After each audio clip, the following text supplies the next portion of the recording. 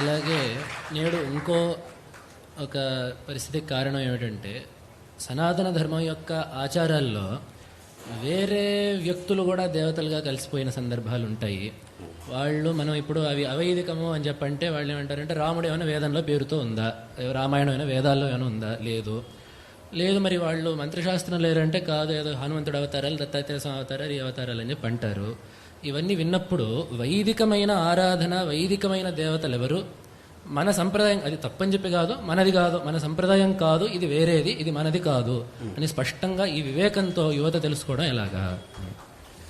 ఏ ఆచరణ, భగవదారాధన కానీ ధర్మాచరణ కానీ దీనికి సంబంధించిన ఏ విషయాన్నైనా కూడా మనకి చెప్పవలసినటువంటి ప్రమాణాలు 3. మొదటిది వేదములు, రెండవది స్మృతులు, మూడవది శిష్టాచారం. ఈ 3 ఏ మార్గాన్నైతే మనకి చెప్తున్నాయో, ఏ ఆరాధననైతే చెయ్యమంటున్నాయో వాట్లని మాత్రమే మనం చెయ్యాలి. ఏతద్వ్యతిరిక్తంగా ఎవరో ఒకళ్ళు మొదలుపెట్టినటువంటిది ఏదైతే ఉంటుందో దాన్ని ఆరాధించడం అనేది, దాన్ని చేయడం అనేది తప్పు. అది స్పష్టంగా ఇందులో ఏమాత్రం సందేహం లేదు. అంటే ఏమిటి 3 ప్రమాణాలు అనంటే, మొట్టమొదటిది వేదములు చెప్పాలి. ఇప్పుడు ఇలా ఒక ప్రశ్న వస్తుంది, ఏమిటంటే వేదముల్లో అన్నీ కనపడట్లేదు కదా, ఇప్పుడు ఉన్నటువంటి వేదముల్లో మనకు అన్నీ కనపడట్లేదు కదా, కాబట్టి వేదముల్లో ఇవి లేవు కదా అనంటే అందుకే స్మృతులు వచ్చాయి. స్మృతులు వచ్చింది ఎందుకోసము అనంటే వేదముల్లో చెప్పబడినటువంటి విషయాలనే విస్తారంగా చెప్పడం కోసం వేదములు వచ్చాయి, అది స్మృతులు వచ్చాయి. అంటే అక్కడికి ఏమైంది, అందుకే శాస్త్రంలో ప్రసిద్ధమైనటువంటి ఒక మాట, ఇతిహాస పురాణాభ్యాం వేదం సముపబృంహయేత్ అని ఒక మాట ఉంది. అంటే దీని అర్థం ఏమిటి, ఈ ఇతిహాసములు పురాణాలు వీటిలోనే స్మృతులు ఇతిహాస పురాణాదులు ఇవన్నీ కూడా వేదముల్లో చెప్పబడినటువంటి విషయాలనే ఇంకా విస్తారంగా మనకి చెప్పడం కోసం వచ్చాయి. కాబట్టి అక్కడికి ఏమైంది అనంటే ఈ స్మృతులలో చెప్పబడినటువంటి విషయాలన్నీ కూడా ఏవైతే ఉన్నాయో అవన్నీ కూడా వేద సమ్మతమైనటువంటి విషయాలే.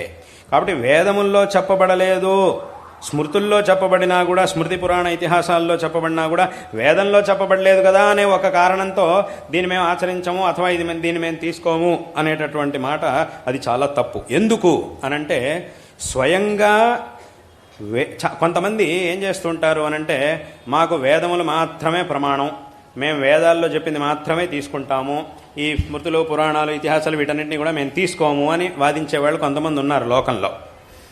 కానీ స్వయంగా వేదవ్యాస మహర్షి ఆయన బ్రహ్మసూత్రాల్ని రాశారు అనేది అందరికీ తెలుసు. వేదవ్యాస మహర్షి రచించినటువంటి బ్రహ్మసూత్రాల్లో చాలా చోట్ల ఆయన ఏం చేస్తారు అనంటే, అక్కడ ప్రతిపాదన చేస్తున్నటువంటి విషయానికి సంబంధించినటువంటి వేదవాక్యాన్ని ప్రమాణంగా చూపిస్తూ దాని వెంటనే స్మృతి వాక్యాన్ని కూడా ప్రమాణంగా చూపిస్తారు. చూడండి, ఫలానా విషయంలో ఈ వేదవాక్యం అనేది ప్రమాణం, ఈ వేదవాక్యంలో ఈ అర్థాన్ని చెప్పారు కాబట్టి దీన్ని తీసుకోవాలి అని చెబుతూ ఇదే విషయాన్ని ఫలానా స్మృతిలో కూడా చెప్పారు కాబట్టి దాన్ని మనం తప్పకుండా తీసుకోవాల్సిందే అని వేదంతో పాటే స్మృతిని కూడా వారు తమ సూత్రాల్లో ఉదాహరిస్తూ ఉంటారు. దాన్నే శంకరాచార్యుల వారు కూడా తమ భాష్యంలో చూపించారు. ఇప్పుడు ఉదాహరణగా అనుకృత్యధికరణం అని ఒకటి ఉంది, చాలా చోట్ల ఉంది. అనుకృతయస్తస్య చ అని సూత్రం. ఈ సూత్రం ద్వారా శృతి వాక్యాన్ని చూపించారు, దానిలో ఉన్న అర్థాన్ని నిర్ణయించారు. దాని వెంటనే వచ్చే సూత్రం అపిచ స్మర్యతే.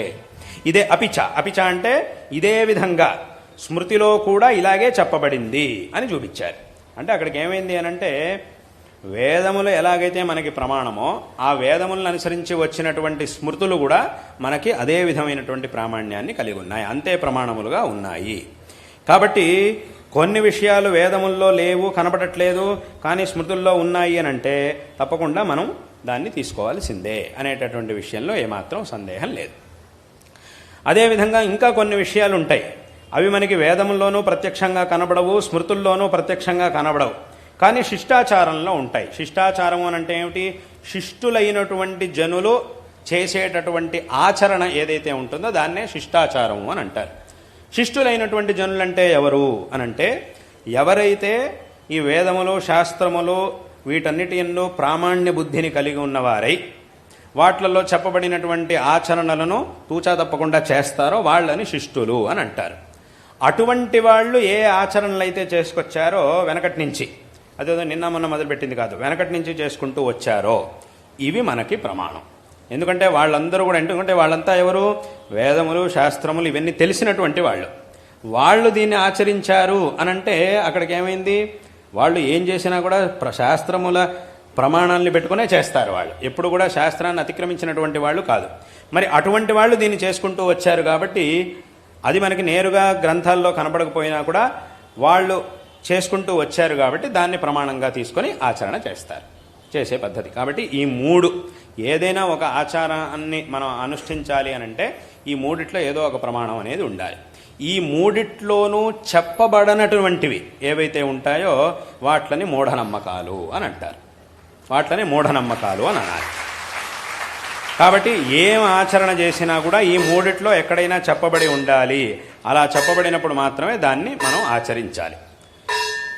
కాబట్టి ఇటువంటి ఆచరణ మాత్రమే మనకి ముఖ్యం.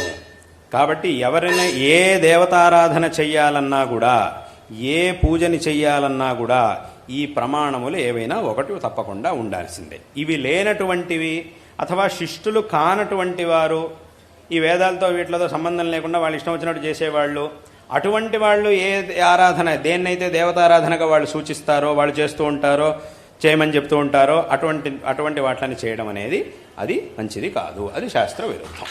కాబట్టి దీన్ని అందరూ కూడా స్పష్టంగా తెలుసుకోవాలి. ఇప్పుడు ఎవరైనా ఒక వ్యక్తిని మీకు గౌరవించాలి, ఏదో ఆయనలో వాళ్ళలో ఉండే ఒకటి రెండు మంచి గుణాలని చూసుకొని మీకు గౌరవించాలి అని కనుక అనిపిస్తే, మీ మనస్సు కనుక మీకు ఈ వ్యక్తిని గౌరవించాలి అని అనిపిస్తే గౌరవించడంలో తప్పులేదు. గౌరవించడం వేరే విషయం. ఒక వ్యక్తిని గౌరవించడం వేరు, అదే వ్యక్తిని దేవుడితో సమానంగా పూజించడం వేరు. రెండిటికీ అజగజాంతర వ్యత్యాసం ఉంది.